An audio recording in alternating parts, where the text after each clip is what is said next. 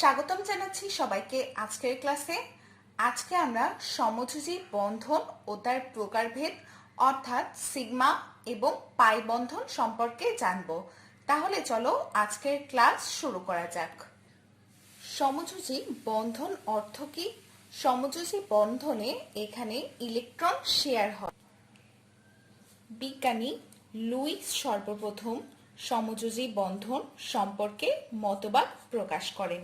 তার মতবাদ অনুসারে যেসব অধাতব পরমাণুর তড়িৎ রাসায়নিক প্রকৃতি সমান অথবা প্রায় সমান, সেসব পরমাণুর প্রত্যেকে নিজের যোজ্যতা ইলেকট্রনগুলোর অযুগ্ম বা বিজোড় ইলেকট্রন সমভাবে যোগান দিয়ে এক বা একাধিক ইলেকট্রন জোড় গঠন ও শেয়ার করে পরমাণুর পরস্পর যুক্ত হয়।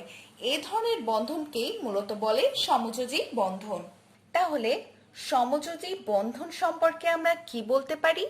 সমযোজী বন্ধন মূলত সেখানেই হবে যেখানে অরবিটাল সমূহ ওভারল্যাপ করবে, অর্থাৎ আমরা বলতে পারি যে সমযোজী বন্ধন সেখানেই হবে যেখানে অরবিটালের ওভারল্যাপ হবে, অর্থাৎ অ্যাটমরা একে অপরের নিকটে আসবে, এত ক্লোজ হবে যেন তারা একে অপরের ভেতর যায়।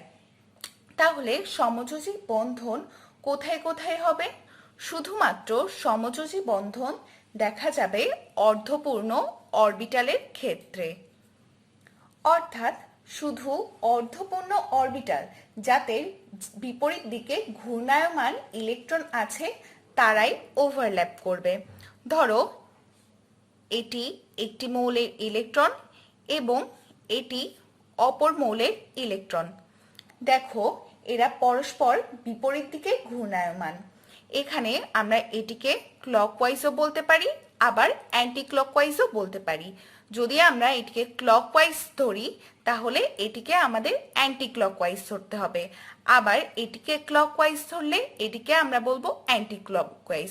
তাহলে এখানে কোনো ধরাবাঁধা নিয়ম নেই।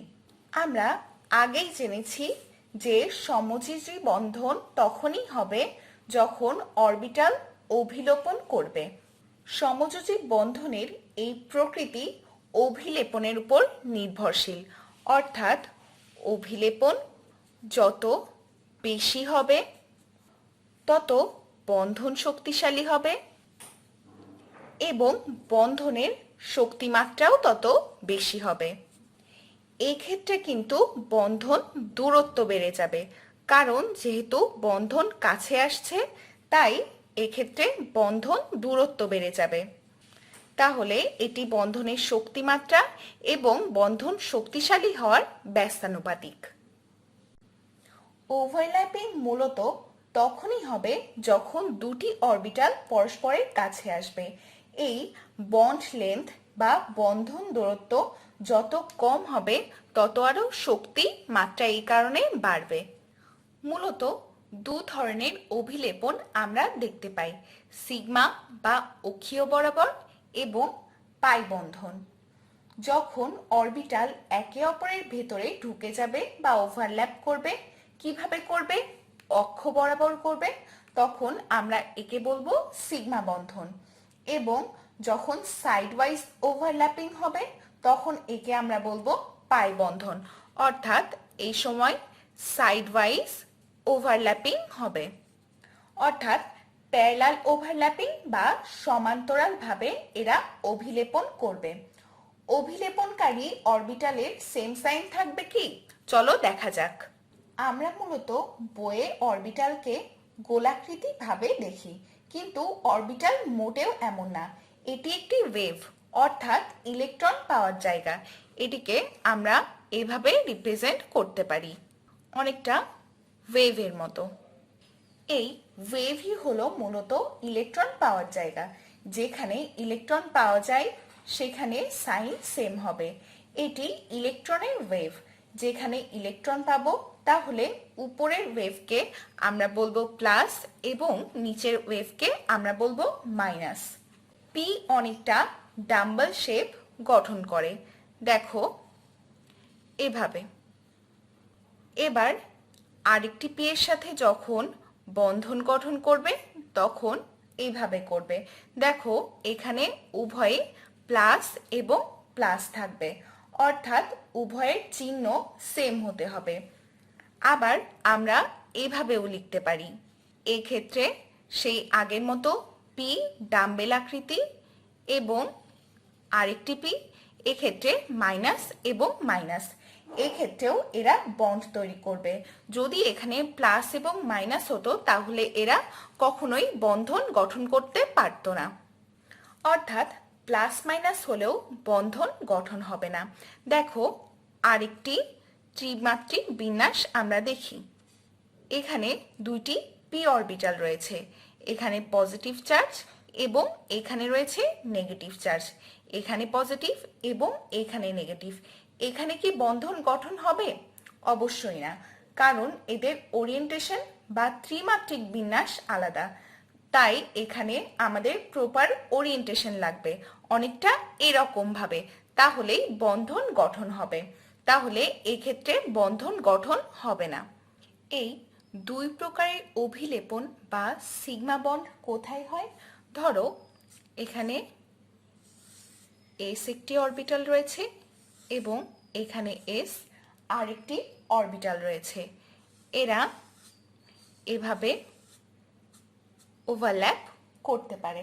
আমরা মূলত দুই ধরনের অভিলেপন সম্পর্কে জানলাম, সিগমা বন্ড এবং পাই বন্ড। এসো এবার আমরা বিস্তারিত আলোচনা করি। সিগমা বন্ডের ক্ষেত্রে আমরা দুটি এস অরবিটাল নিতে পারি, তাহলে এরা পরস্পর ওভারল্যাপ করবে, অর্থাৎ এস এবং এস ওভারল্যাপ হবে, তখন সিগমা বন্ধন তৈরি হবে। সবসময় অক্ষীয় বরাবর তারা ওভারল্যাপ করবে। আবার এস ও পি অরবিটালও সিগমা বন্ধন তৈরি করতে পারে। কিভাবে? প্রথমে দেখো একটি এস অরবিটাল নিচ্ছি, এবার একটি ডাম্বেল আকৃতির পি অরবিটাল নিচ্ছি, তাহলে এরা মূলত এস অরবিটাল এবং পি অরবিটাল এভাবে ওভারল্যাপ করবে। দেখো এখানে ওভারল্যাপ হয়েছে, তাহলে এখানেও সিগমা বন্ধন তৈরি হয়েছে। পাই বন্ধনের ক্ষেত্রে মূলত পাশাপাশি পি অরবিটাল আংশিক অভিলেপন করে, অনেকটা এভাবে। তাই আমরা বলতে পারি যে পাই বন্ধন গঠনে অরবিটাল দ্বয় সমান্তরাল অবস্থায় থাকে। অরবিটাল দ্বয়ের আংশিক পার্শ্ব অভিলেপন বা অধিক্রমণে সৃষ্ট পাই বন্ধন যথেষ্ট দুর্বল থাকে, অর্থাৎ সিগমা বন্ধন মূলত পাই বন্ধন অপেক্ষা বেশি দৃঢ় হয়। পাই বন্ধন সৃষ্টির ফলে পরমাণুদ্বয় অক্ষ বরাবর ঘুরতে পারে না, কারণ এখানে অভিলেপন হয়েছে, তাই এটি আর অক্ষ বরাবর ঘুরতে পারে না। অথচ সিগমা বন্ধনের ক্ষেত্রে তারা অক্ষ বরাবর ঘুরতে পারে। কিন্তু এই পাই বন্ধন কখনো এস অরবিটাল ও সংকর অরবিটাল ছাড়া ঘটতে পারে না, অর্থাৎ শুধুমাত্র এই পাই বন্ধন তখনই গঠিত হবে যখন সেখানে এস অরবিটাল বা সংকর অরবিটাল ছাড়া অন্য কোনো অরবিটাল থাকবে, তখনই মূলত পাই বন্ধন হবে। তাহলে আমরা সিগমা বন্ধনের ক্ষেত্রে কি বলতে পারি? সিগমা বন্ধনে অরবিটাল দ্বয় সরল রেখায় সবসময় থাকবে এবং পাই বন্ধনের ক্ষেত্রে কি হবে? পাই বন্ধন গঠনে অরবিটাল দ্বয় সবসময় সমান্তরাল অবস্থায় থাকবে। সকল একক বন্ধন মূলত সিগমা বন্ধন দিয়ে গঠিত, যেমন অ্যালকেনের ক্ষেত্রে। আবার সিগমা বন্ধন সৃষ্টির পরে দ্বিবন্ধন বা ত্রিবন্ধনে আমরা পাই বন্ড দেখতে পাই, অর্থাৎ এটি থাকবে দ্বিবন্ধন বা ত্রিবন্ধনে। সিগমা বন্ধন মূলত তাদের অক্ষ বরাবর ঘুরতে পারে। দুটি এস অরবিটাল অথবা একটি এস অরবিটাল ও একটি পি অরবিটাল অথবা দুটি পি অরবিটালে নিজ নিজ অক্ষ বরাবর অধিক্রমণের ফলে এই সিগমা বন্ডের সৃষ্টি হবে এবং তারা নিজ অক্ষ বরাবর ঘুরবে। কিন্তু পাই বন্ধনের ক্ষেত্রে তা হবে না, কারণ পাই বন্ধনে অরবিটালের পাশাপাশি অধিক্রমণ হবে, ফলে এখানে ঘূর্ণন সম্ভব হবে না। তাহলে দেখো, এই অধ্যায়ে আমরা সমযোজী বন্ধন, সিগমা বন্ধন এবং পাই বন্ধন সম্পর্কে জানলাম। এই অধ্যায়ের আরও লেকচার পরবর্তীতে আসতে চলেছে। আশা করি আমরা সবাই সেই লেকচারগুলোতে এই অধ্যায়ের অন্যান্য টপিকগুলো কভার করে ফেলবো। সবাইকে পরবর্তী ক্লাসের আমন্ত্রণ জানিয়ে আজকে এখানেই শেষ করছি।